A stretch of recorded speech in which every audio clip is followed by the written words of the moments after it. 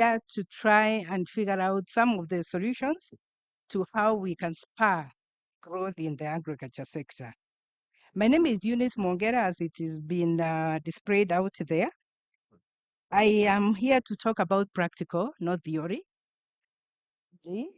Um, you asked whether there are some Kenyans who are doing contract farming. I want to confirm that we are doing contract farming. I've been in export for over 25 years, and therefore contract farming, we didn't necessarily range them in terms of formal, informal, but we worked with farmers in the manner that has been described here. And I can attest that for those exporters who are here, contract farming has been with them. You know that private sector, export is a private sector driven initiative. And many of the exporters work with contracts with farmers. And therefore they sign contracts. Whether they are formal in the manner that the FAO has described them or not, it works. And we have exported using the contract farming methods. So I'll go quickly to a few things which have really been covered. When we began Hillside, and I'll keep referring to my practical example so that we move a bit from the theory to the actual doing it. When we began off export some 25 years ago, we realized that the value chain from farming to the pack house, to the market, to discussing with the airlines, to visiting the market where the product is going was such a long calling. It's a long value chain and it is a heavy calling. It was going to be difficult for one to be able to man the whole of that value chain. And so of necessity, then we began to think of how it is possible to divide ourselves so that we can concentrate and define our niche, which was really buying and selling. And therefore, it meant that we have to build systems so that producers can give us the produce that we're looking for. So one of the things that we discovered is that farmers are very fragmented, and I think you know that already.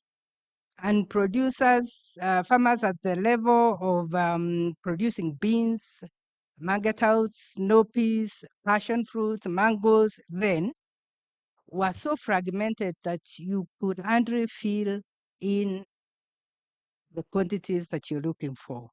And so of necessity, we were drawn to organizing these farmers. So one of the features of our contract farming, especially for exporters, is that the buyer is the one who leads the way and actually organizes the group into what we call farmers groups, so that then they can produce the crop. Many of you know about Kirinyaga with the French beans. You know about the sugar snaps in Kinangop. You know about now the avocados that are really coming up in Murang'a areas, Meru areas, and so on.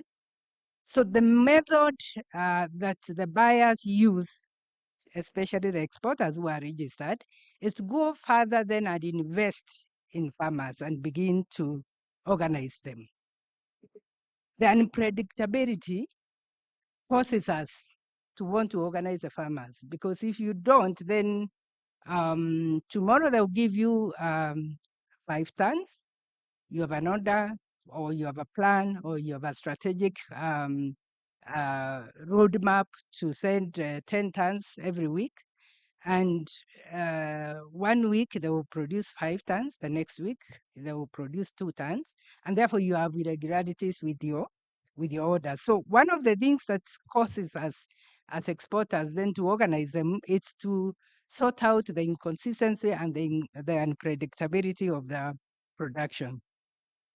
The other thing that we find, which is part of the features of the contract farming, is that farmers, and you talked about it, is the trustworthiness of the farmers. And therefore, I'll talk about untrustworthiness of the farmers. This is a two-way, because also the buyers can get quite untrustworthy. And so as a result, then you want to organize your farmers, sign a contract, and begin to build some trust relationship. We have also realized that technology has come to help us a great deal. in mapping where the farmers are. There's a drone, the use of drones currently, even for spraying. There's a use of drones to map out the areas that require certain fertilizers. So the embracing of technology is something that exporters then are embracing and teaching the farmers or bringing the farmers on board so that we are able to um, maximize on technology. Farmers are very informalized. Like somebody has said, and therefore, we spend time training them, skills building them, capacity building them, bringing up them to understand and to appreciate that whatever they are farming is actually certain standards and qualities that are to be met.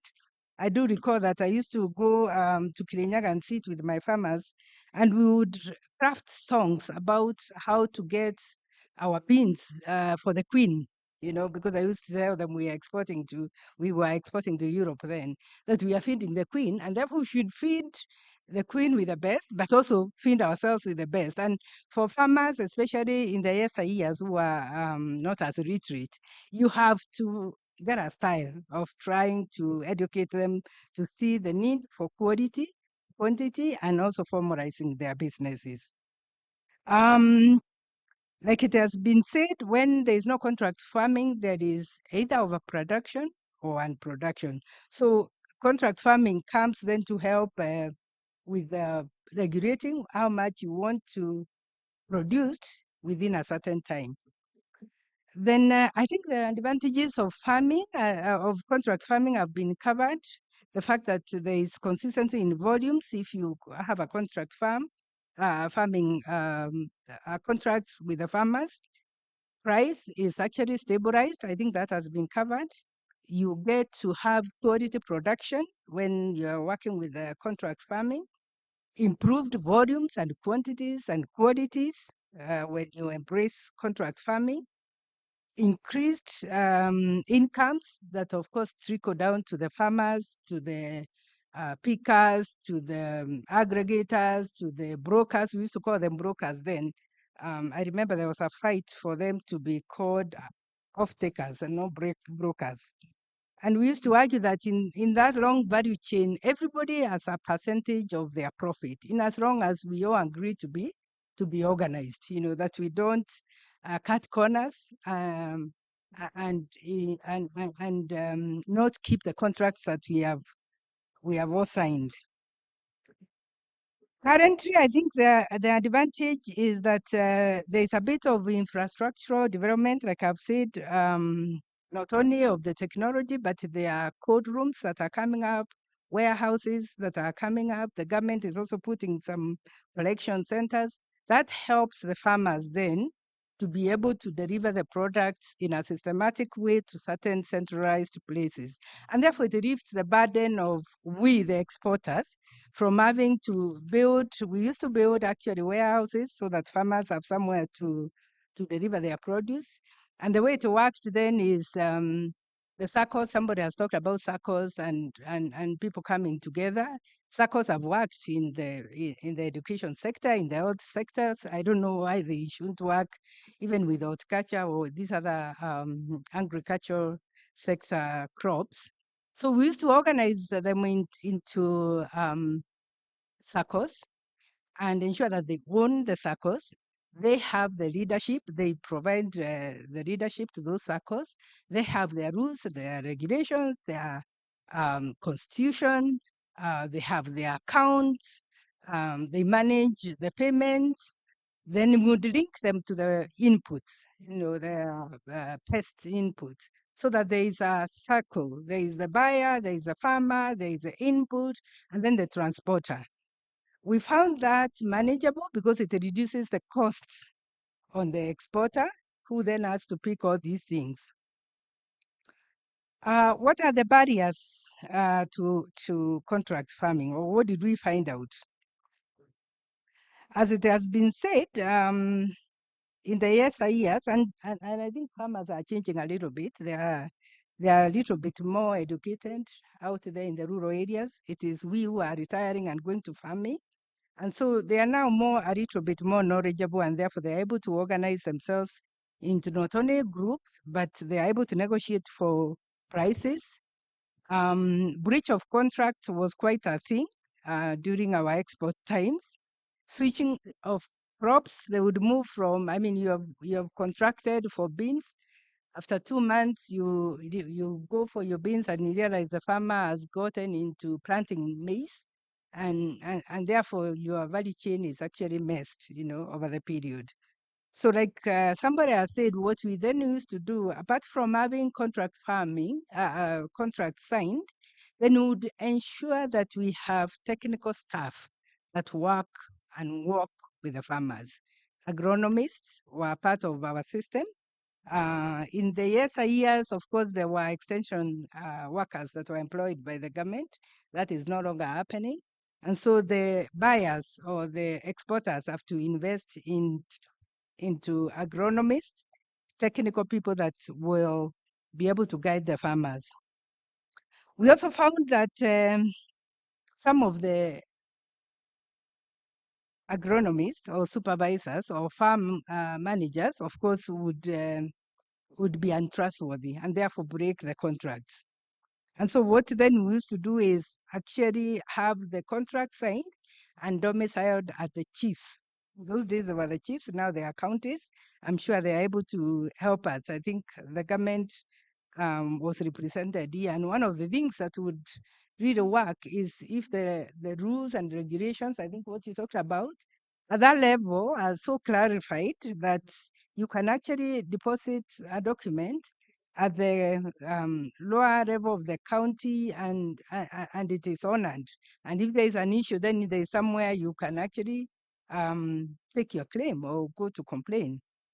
In those days, we used to domicile them at the chiefs, and therefore you the time when there's a barasa for you to sort out an issue of side selling, issues of somebody having bought your crop and so on. So of course it becomes an expensive business. The best, like somebody said, is really building trust and having farmers to appreciate that it is business that they are in, and that when they succeed, we all succeed in this value chain. Of course, the weather is quite an issue, you know that, and particularly the climate change that we are all experiencing.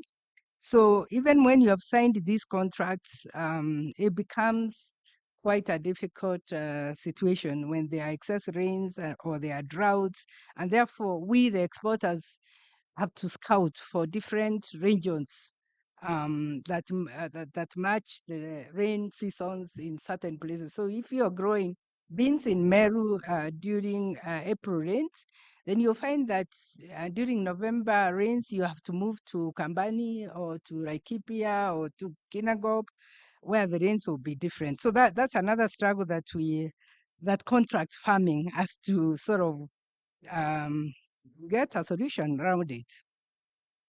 Lack of trust, I've talked about that.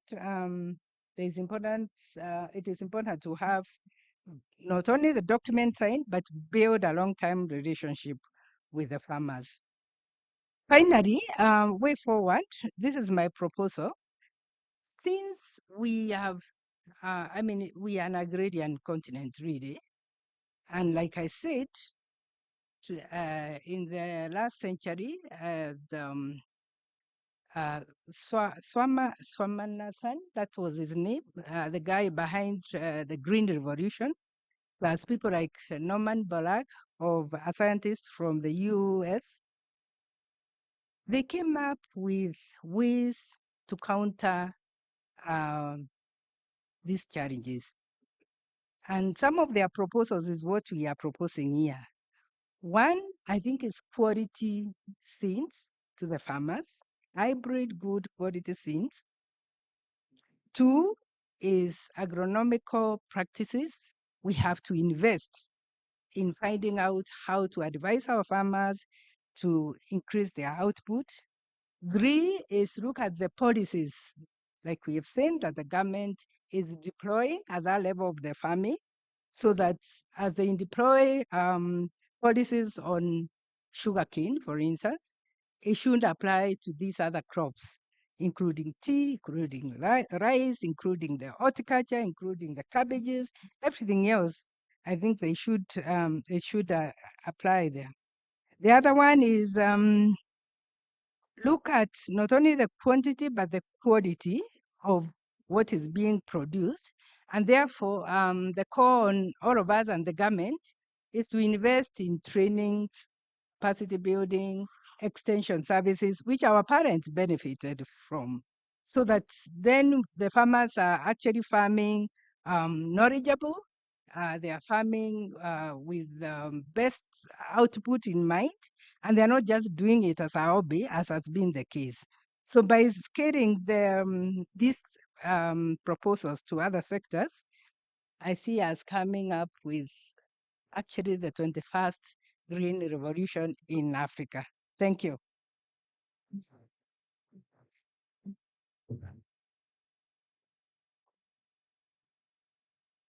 Thank you. Thank you so much, Eunice. Thank you for sharing your experience. Thank you for sharing that practical perspective. I think that's very important as we discuss contract farming. It will now open it up for questions. Please just raise your hand. There's somebody who has a microphone, and if you can just say who the question is directed to as well. Thank you.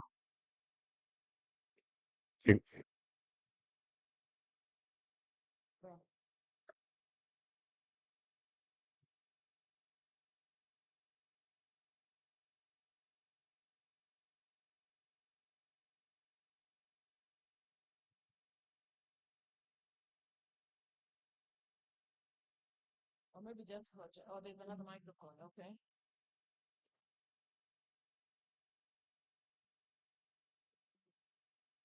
Hello, habari zenyu.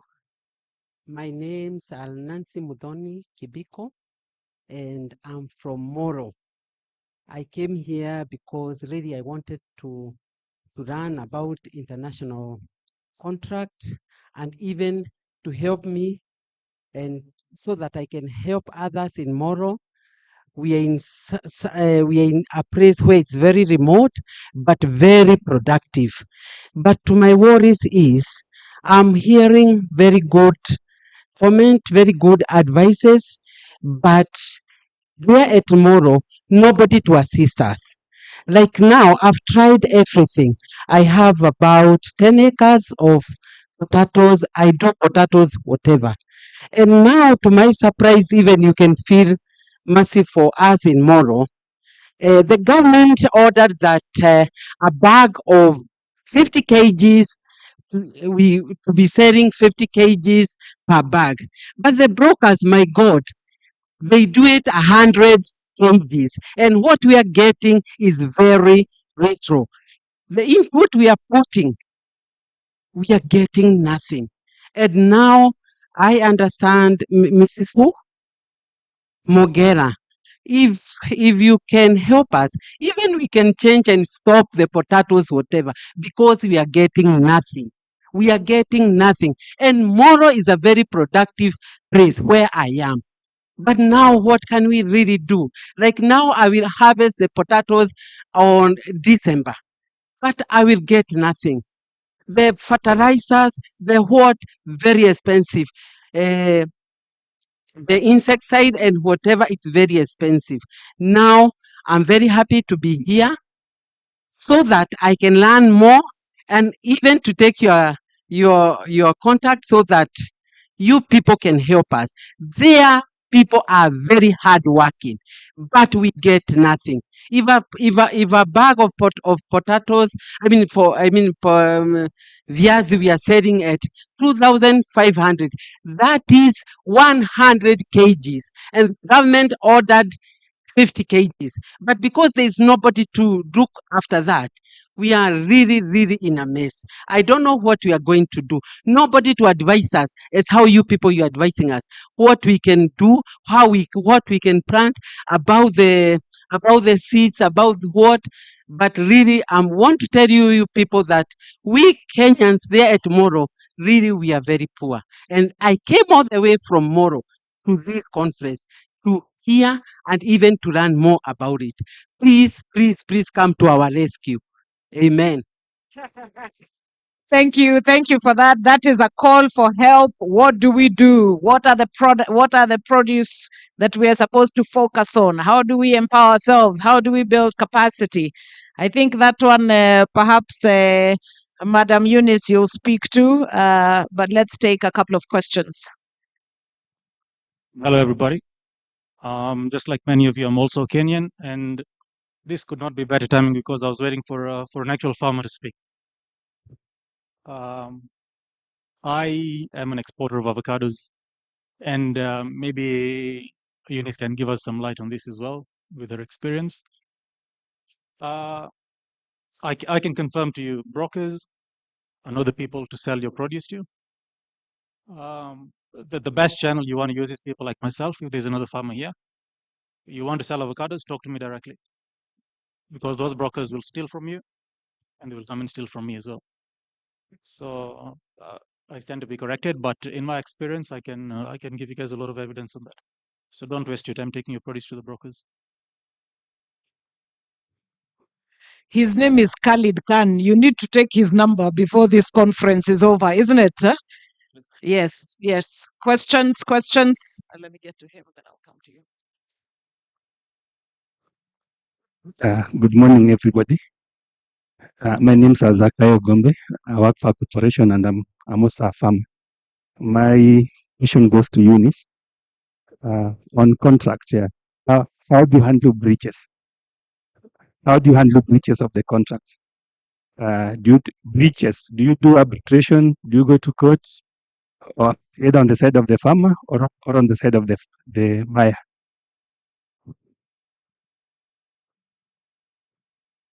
Breaches of contract, and perhaps maybe even Landley, you can talk about what you've seen, how breaches have been handled outside of, because I think it's also going to be best practices as we go on.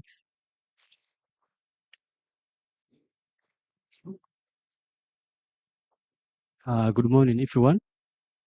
I'm called Isa. I'm the agronomist and CEO of the East African Youth Leadership and Humanitarian Support.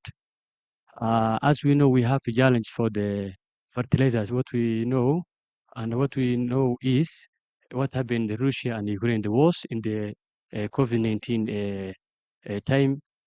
So how can we improve the issue of the fertilizers in our farmers? Thank you. There was a lady there. So let me take this final one, then we'll go to the panel, get some answers, and then come back out for another couple of questions, yeah? Where? Oh, she had...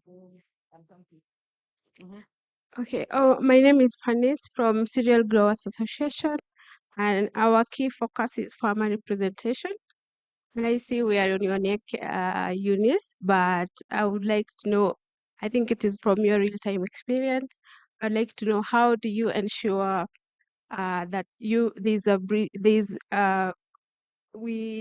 what Dr. Ogumo had said about the narrowing the gap in bargaining power. How do you ensure that farmers have a say? Yes. Okay, we'll take one more before we go to the answers. Thank you. My name is Helekia Moracha from the University of Eastern Africa, Baraton. And I've just been looking at who the strategic partners are, corporate exhibitors, media, but I've not seen the institutions, educational institutions, as partners in this event, because we seem to have already hatched a number of CF chicks, contract farmers. I don't mean the chicks as in chicken. And at the same time, I therefore would like to know who is going to be our brooder to nurture the chicks, and if we have plans to incorporate these educational institutions.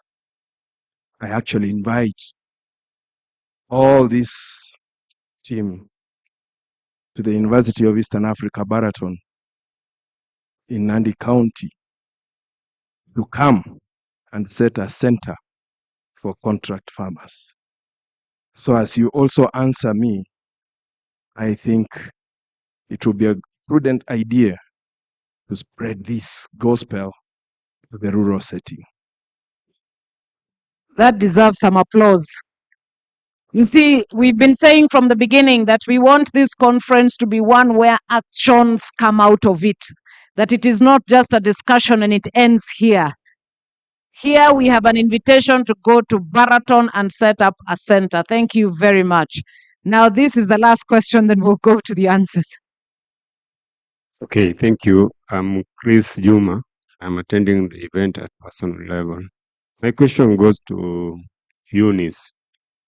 Eunice, you just mentioned that one of the problems that you people are facing is the irregularities in supply.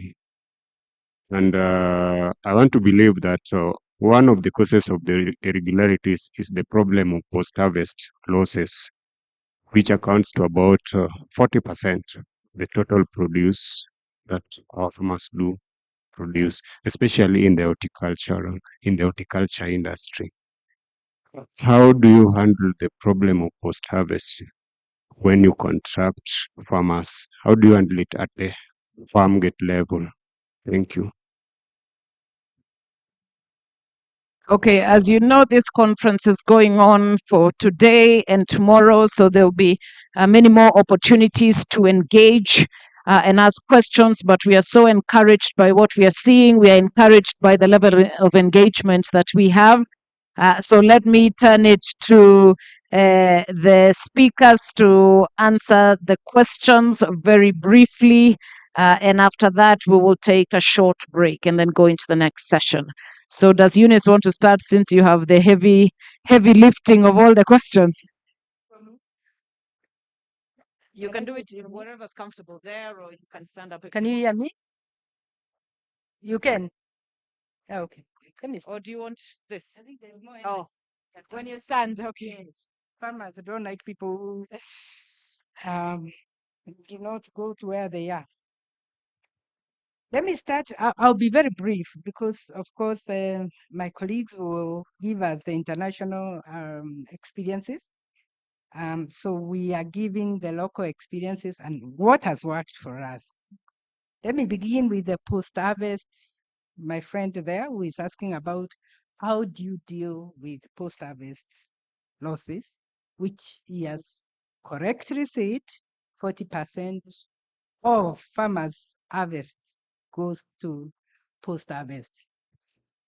I think the way to look at that is to go a step back towards the planting, what kind of seeds you're planting, the handling of the crop, are you spraying the right pesticides, the fertilizer, are you improving the yields courtesy of the fertilizer?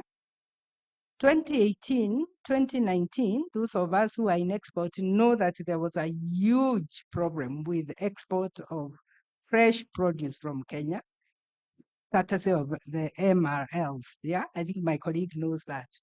And Kenya was actually banned from exporting French beans, sugar snaps, and many other crops, much as it was the leading feeder of Europe with those crops. And the reason was because of the quality of pesticides that were being used by the farmers. And so what did the companies do? We had myriad of meetings, we had workshops, we petitioned the government, and we realized there is that which the government can do, but there is that which we need to do. So one of the other solution is coming together. Those who are growing the fresh produce, there is FPIC. I think somebody will be here talking about FPIC. You have to join these organizations because that's where your voice is going to be heard. Even my sister who is talking about potatoes, you have to come together so that your voice is heard. In Europe, farmers actually close streets and things do not happen for a week until they are recent. So I think we have to learn to come together to bargain, to advocate, and to fight for our rights. So in terms of the post-harvest losses, there is a lot of study that has been advanced in almost every value chain about the post-harvest, and it zeroes to the quality that is being produced, to the storage of that crop, and of course to the fact that there is what we call a glut, where everybody farms the same crop, same time, and then there is plenty of harvest. So belonging to a contract group with a buyer then almost shields you from some of the post-harvest losses that come as a result of excess. I hope I've answered that. There's somebody who has asked about the way forward. I think it's this gentleman. Like we have said, I think Nina and the organizers take this also to the counties. This is where action is happening. This is where rules and regulations have to be made. This is where the county, you had somebody saying that you move a crop from one county to another. By the time it gets to Nairobi, it is 10% more expensive than you got it. Not that anything has happened to it except the levies and taxes that have to be paid. So I think we need to harmonize so that we have this discussion in counties. I would be very happy if it went even around all the counties and you have conversations about how to reduce costs for the farmers. So bring the farmer at the table as you do this. There was a question that was asked by my sister about what she can do with the potatoes. I think the government has passed quite some regulations and rules about the size of the sack. There's a time the size used to be taller than the person that is loading it, and then it went down to a certain size. But what I hear you saying is that there is overproduction and it's not being picked. My advice is please get together, organize yourselves into lobby groups, into farmers groups that can actually advocate for your crop and for your value chain. In terms of best practice payment, somebody asked about what happens when there is no payment. Yeah, somebody was asking that. So in the contract, I think she did it very well. You have to put the do's and don'ts of the buyer and of the producer, so that then you are all observing those rules. Of course, there will be a time that somebody doesn't meet those obligations. Then you negotiate, you go through the mediation if there is one. This is how we used to go to the chiefs so that they can mediate for us. Now I think I hear there are county, what are they called? County executives that are very interested in some of these things. So that can be taken there. But I think trust is the main thing. You cannot, as a buyer, sit in Nairobi and have a group that you're not continuously and consistently talking to. We used to take our farmers groups out to exhibitions, even to Germany, to see where their crop lands. So it's a relationship that you have to build over time. I think I'll stop at that so that somebody else can continue. Thank you. Thank you. Dr. Ogumo, maybe you can speak to the fertilizer question that was asked. Sorry, I didn't get it very clearly. You want to come up, please? I didn't get your question clearly. Thank you, sir. As we know, we have challenge for fertilizer issues, and what we know, there was a coronavirus time, we lack of fertilizer. The issue was wars of Ukraine and Russia. So how can we improve our fertilizer in African people? We get our fertilizer to improve and to get well fertilizer to our farmers. Thank you. Right, I think that's clear now. So I will attempt to answer that. I think some of it could be policy regulation of the government, but in terms of trade and commercials, yes.